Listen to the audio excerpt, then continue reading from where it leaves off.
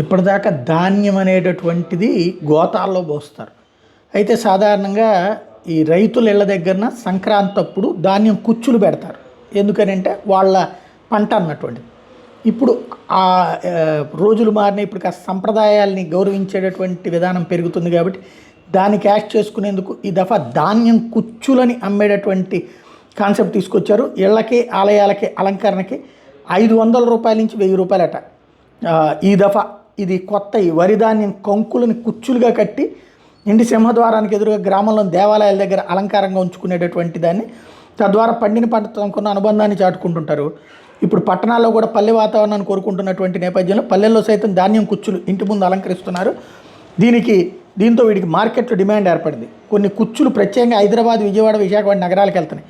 సంక్రాంతి సమయంలో కోనసీమలో జరిగే తీర్థాలకు భక్తుల భుజస్కంధాల మీద పెట్టి వెళ్ళే ప్రజలకు సైతం ధాన్యం కుచ్చులు తగిలించి ఇక్కడ భక్తులు దైవానికి ధాన్యాన్ని నైవేద్యంగా సమర్పిస్తుంటారు. ప్రకృతి ప్రేమికులు పక్షులకు ఆహారంగా అందించేందుకు కూడా ధాన్యం కుచ్చులు వీధుల్లోంచి పక్షులకు ఆహారంగా అందిస్తున్నారు. అన్నదాతలకు సిరులు కురిపించే వరి కంకులు కుచ్చులుగా తయారు చేయడం కొత్తగా కళాత్మకంగా తయారైంది. కోత కోసిన తర్వాత ధాన్యం పరకల్ని ప్లాస్టిక్ తాడు లేదా పురికోసకు ఒకదానికి ఒక తర్వాత ఒకటిగా వేలాడదీస్తూ కడతారు. తర్వాత అన్నింటినీ కలిపి గుండ్రంగా చుట్టి దాని మీద గడ్డిపోచల్ని జడలా తయారు చేసి కొప్పు కడతారు.